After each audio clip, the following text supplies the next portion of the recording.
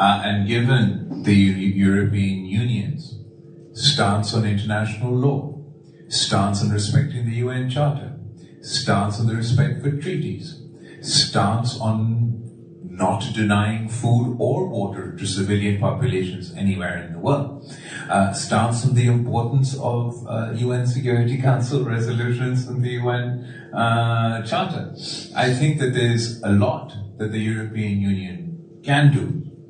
And I've been reminding this, not sort of specifically for you, but it has been a constant refrain wherever we have gone, where we've quoted the fact that all it takes for evil to succeed is for good men to do nothing.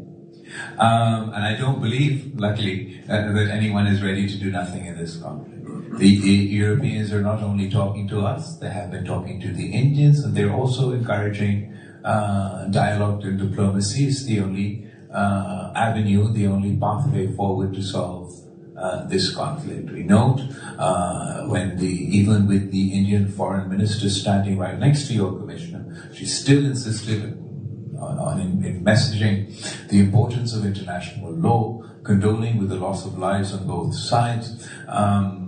So we appreciate these subtle messages. We appreciate the efforts for de-escalation in the run-up to the ceasefire and the continued efforts to encourage dialogue in pursuit of peace. Would we look for those who,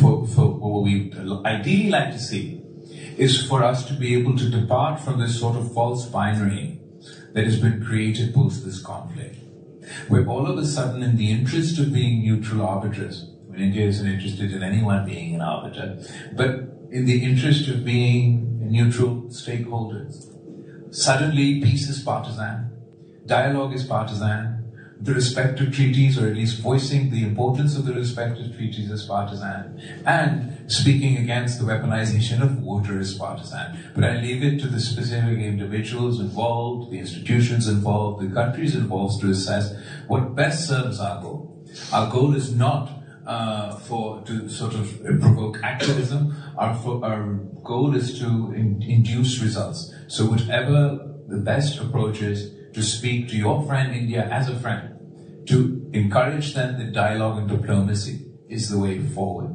That the caricature that they paint for Pakistan is not the same experience that at least the Americans or the British or anybody else had.